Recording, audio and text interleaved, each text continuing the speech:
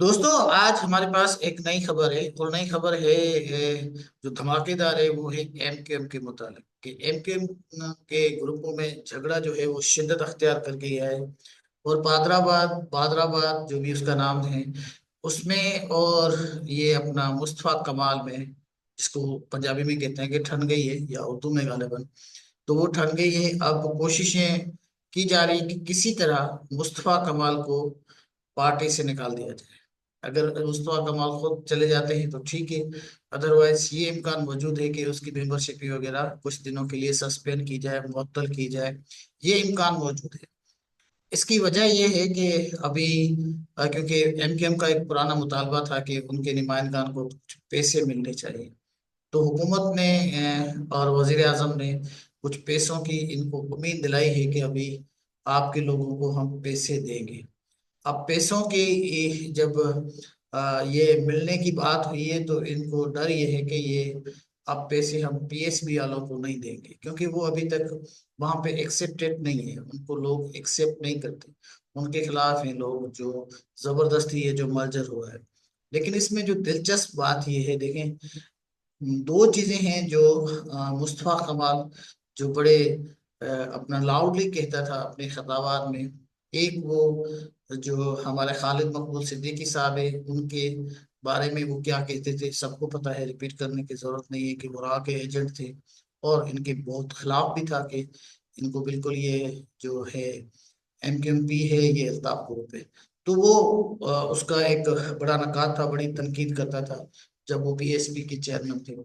उसके बाद जो दूसरा, जिसकी सबसे ज्यादा, दूसरा शख्स था जिसकी सबसे ज्यादा मुखालफत करता था, वो था कामरान टिसोरी। अब कामरान टिसोरी जो है वो गवर्नर बन गए हैं। अब जब वो गवर्नर बन गए हैं तो सारे जो फैसले हैं वो गवर्नर साहब करेंगे। वो पैसे चाहे सूबाई असेंबली के हों, मेम्बरान के, या कौमी असेंबली के जो डेवलपमेंट फंड अगर इनको मिलना है, तो सब के सब वो आगे हैं कामरान टिसोरी के हाथ में। अब कामरान टिसोरी एक बड़ी शख्सियत तो थे ही नहीं, ये कभी किस पार्टी में, कभी ये शायद थोड़ा वक्त तो उसमें भी रहे हैं अपना पर्सनल लीग में।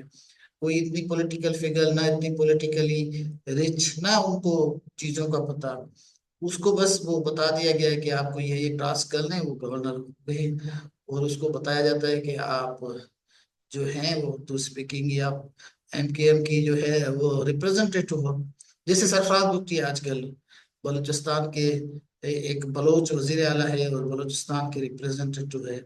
इसी तरह ये अपने जो कामरान टिसोरी साहब है, ये उर्दू स्पीकिंग के वजीर आला है।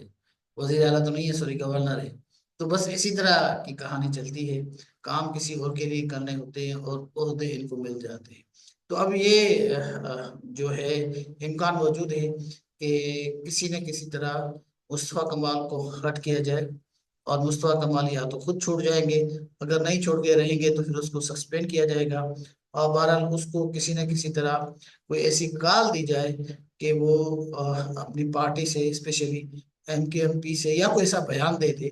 बयान दाग देना है उसके लिए कोई मसला नहीं है, कहते बहुत इमोशनली जल्दी दे देता है।